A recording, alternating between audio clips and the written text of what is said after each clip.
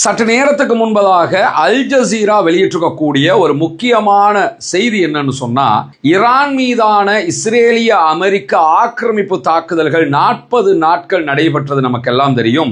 இந்த தாக்குதல் நேரத்தில் இஸ்ரேலிய பிரதமர் பெஞ்சமின் நெதன்யாகு ரகசியமாக ஒரு பயணத்தை மேற்கொண்டு அபுதாபியில் தரையிறங்கி இருக்கிறார்.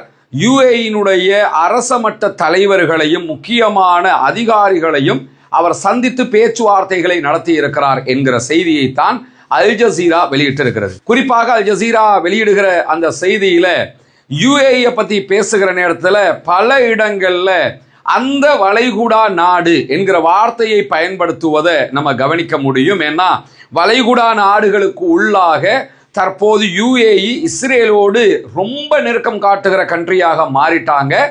கத்தர் உள்ளிட்ட மற்ற நாடுகள் அனைத்துமே சவுதி அரேபியா தலைமையிலான ஒரு வலைப்பின்னலில் நிற்கக்கூடியதையும் நம்ம பார்க்க முடியும். அதன் காரணமாக கூட இப்படியான ஒரு வார்த்தையை பயன்படுத்தி அல் ஜசீரா இந்த செய்தியை வெளியிட்டிருக்கலாம். இதே நேரத்தில் பெஞ்சமின் நெதன்யாகு தங்களுடைய நாட்டுக்கு வந்தார் என்கிற செய்திகளை யுஏஇ அபிஷியலாக மறுத்திருக்கிறாங்க. அவர்களுடைய அரச ஊடகம் அப்படி அவர் இங்கே வரவில்லை என்கிற ஒரு செய்தியை சொல்லி இருக்கிறது.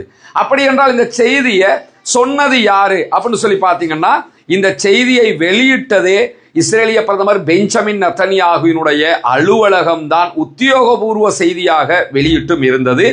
அதை தழுவித்தான் இந்த செய்தியை அல் ஜசீராவும் வெளியிட்டிருக்கிறது. எனவே பெஞ்சமின் நெதன்யாகுவினுடைய அலுவலகம் சொல்கிறது, பெஞ்சமின் நெதன்யாகு ஈரான் மீதான அமெரிக்க இஸ்ரேலிய தாக்குதல் நேரத்தில் யுஏஇக்கு போனாரு, அபுதாபியினுடைய பல தலைவர்களை சந்தித்து பேச்சுவார்த்தை நடத்தினார் என்று. ஆனால் யுஏஇனுடைய உத்தியோகபூர்வ செய்தி என்ன சொல்லுதுன்னு கேட்டா அவர் வரலன்னு சொல்லுது. இதில் எது உண்மை என்கிற கேள்விகளுக்கு அப்பால் இஸ்ரேலிய பிரதமர் பெஞ்சமின் நெதன்யாகு இப்படி ஒரு பயணத்தை சென்றிருக்கிறார் என்பதை யுஏஇ பகச்சிக்கிற விதமாக பொய்யாக இஸ்ரேல் சொல்வதற்கான வாய்ப்புகள் கிடையாது. ஏன்னா அவங்க ரெண்டு பேருமே ரொம்ப நெருங்கிய நண்பர்கள். அதை யுஏஇனுடைய மறுப்பு செய்தியில நம்ம பார்க்க முடியும். யுஏஇ இதை மறுத்து செய்தி வெளியிடுற நேரத்தில் எங்களுக்கும் இஸ்ரேலுக்கும் இடையிலான உறவு என்பது ரொம்ப நெருக்கமானது. 2020 நாங்க ரெண்டு பேரும் நெருக்கத்தை காட்டிட்டோம். வாஷிங்டன்ல நடைபெற்ற ஆப்ரஹாம் ஒப்பந்தத்தில் நாங்கள் கையெழுத்திட்டு இருக்கிறோம். இந்த ஒப்பந்தத்தின் பிரகாரம் நாங்களும் இஸ்ரேலும் ரொம்ப நெருக்கமாக செயல்படக்கூடிய கண்ட்ரிஸ்.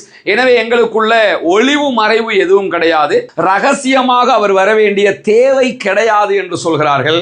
ஆனால் தேவை இருந்த காரணத்தினால்தான் பெஞ்சமின் நெதன்யாகு ரகசிய பயணம் மேற்கொண்டிருக்கிறார் என்கிறது இஸ்ரேலுடைய பிரதமர் அலுவலகம் வெளியிட்ட செய்தியில தெளிவாகவே அவர்கள் அதை குறிப்பிட்டிருப்பதை நம்ம பார்க்க முடியும். எனவே ஈரான் மீதான இஸ்ரேலிய அமெரிக்க தாக்குதல்களை பொறுத்தவரையில யுஏஇனுடைய அதிக அழுத்தம் அமெரிக்காவுக்கும் இஸ்ரேலுக்கும் இருந்தது. ஈரான் நீங்க தாக்கணும் என்று சொல்லி மற்ற எந்த வளைகுடா நாடுகளும் அந்த இடத்துக்கு போகல. பிளஸ் யுஏஇ இந்த தாக்குதல் நேரத்தில் இஸ்ரேலோடு இணைந்து ஈரான் மீது தாக்குதல் நடத்தி இருக்கிறது என்கிற செய்திகளும் வெளிவந்த நேரத்தில் தான் தற்போது இஸ்ரேலிய பிரதமர் பெஞ்சமின் நெதன்யாகு ரகசிய பயணம் ஒன்றையும் சென்றிருக்கிறார் என்கிற செய்திகளும் வெளியாகி இருக்கிறது. எனவே யுஏஇ மொத்தமாகவே இஸ்ரேல் தரப்புக்கு தலை சாய்த்து விட்டதை நம்ம அறிய முடியும்.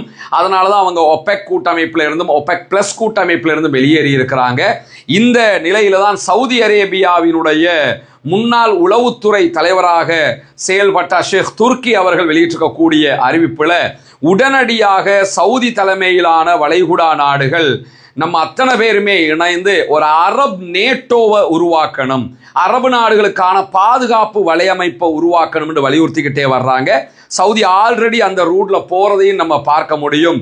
டர்க்கி, ஈஜிப்ட், இந்த பக்கம் பாகிஸ்தான் என்று எல்லா நாடுகளையும் இணைத்து கொண்டு அரப் கண்ட்ரீஸ், அரப் அல்லாத கண்ட்ரீஸையும் இணைத்து இந்த அரப் நேட்டோ ஒன்றை உருவாக்குவதற்கு சவுதியும் செயல்படுகிறது என்கிற செய்திகளும் வரக்கூடிய நேரத்தில் தான் இந்த ரகசிய சந்திப்பு பற்றிய செய்தியும் வெளியாகி இருக்கிறது. இதே நேரத்தில் இந்த ஆப்ரஹாம் ஒப்பந்தம் என்று சொல்றாங்க இல்லையா, இந்த ஒப்பந்தம் 2020 கையெழுத்திடப்படும் போதே என்ன ஒரு நிபந்தனை போடப்பட்டதுன்னா, ஆக்கிரமிக்கப்பட்ட வெஸ்ட் பேங்க் மேற்கு கரை பகுதிகளில் மேலதிக ஆக்கிரமிப்புகளை இஸ்ரேல் செய்யக்கூடாது, அதே போன்று ஜோர்டான் பள்ளத்தாக்கில் ஆக்கிரமிப்புகள் செய்யக்கூடாது என்ற ஒப்பந்தத்தில் தான் இந்த அரபு நாடுகள் இஸ்ரேலை அங்கீகரிச்சாங்க. ஆனால் அதற்கு பிறகு பல நூற்றுக்கணக்கான சம்பவங்கள் இஸ்ரேலுடைய ஆக்கிரமிப்புகளையும் பதிவு செய்திருக்கிறது. எனவே இஸ்ரேல் ஒரு நாளும் கொடுத்த வாக்குறுதியை நிறைவேற்றியதில்லை, உண்மையாக நடந்ததில்லை, நேர்மையாக இருந்ததில்லை என்பது தெரிந்தும் அரபு நாடுகள் குறிப்பாக UAE மொத்தமாக இஸ்ரேலிடம் சிக்கி தவிக்கிறது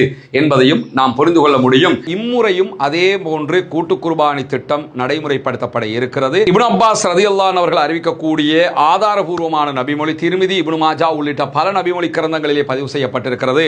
ஹஜ்ஜு பெருநாளுடைய நாள் வந்தது. நபிகள் நாயகம் ஸல்லல்லாஹு அலைஹி வஸல்லம் அவர்களோடு நாங்கள் ஒரு பயணத்திலே இருந்தபோது ஒரு மாட்டில் 7 பேர் வீதமும் ஒரு ஒட்டகத்தில் 10 பேர் வீதமும் நாங்கள் கூட்டு குர்பானியில் ஒன்றிணைந்தோம் என்று சொல்லுகிறார்கள். இங்க ஒட்டகம் கிடையாது, மாடுதான் இருக்கிறது. ஒரு மாடு தனியாக நீங்க வாங்கி குர்பானி கொடுக்கணும்னு நினைச்சீங்கன்னா அதற்கான தொகை 3 லட்சங்கள் என்று நிர்ணயிக்கப்பட்டிருக்கிறது. இதே நேரத்தில் ஒரு பங்காக கொடுக்கணும்னு விரும்பினீங்க என்று சொல்லி சொன்னா 7 பேர் இணைந்து ஒரு பங்கு என்கிற விதத்தில் ஒரு பங்கினுடைய விலை 43,000 இலங்கை ரூபாய்கள் என்று நிர்ணயிக்கப்பட்டிருக்கிறது. ஏழை எளிய மக்களுக்கு இதனுடைய பலன்கள் போய் சேரும் விதமாக இந்த கூட்டு குர்பானியுடைய திட்டத்திலே இணைய விரும்புகிற சகோதரர்கள் முன்னால் தெரிகிற நம்முடைய வங்கி கணக்கிலக்கத்திற்கு உங்களுடைய குர்பானுடைய பங்குகளுக்கான பணத்தொகைகளை அனுப்பி வைக்க முடியும். வெளிநாடுகளிலிருந்து இணைய விரும்புகிற சகோதரர்கள் இதற்கான பணத்தை அனுப்ப முடியாது எனும் பட்சத்தில் முன்னால் தெரிகிற என்னுடைய வாட்ஸ்அப் இலக்கத்திற்கு நீங்கள் தொடர்பு கொண்டீங்கன்னா எப்படி நீங்கள் பணம் அனுப்புவது என்கிற விவரங்கள் நம்ம உங்களுக்கு சொல்வதற்கு தயாராக இருக்கிறோம். எனவே கூட்டு குர்பானி திட்டத்திலே நபி வழி பிரகாரம் ஒன்றிணைந்து நாளை மறுமையிலே அதிகமான நன்மைகளை பெற்று ஜன்னத்துல் ஃபிர்தௌஸை அடையக்கூடிய பாக்கியத்தை வல்ல இறைவன் நம் அனைவருக்கும் தந்தருள்வானாக.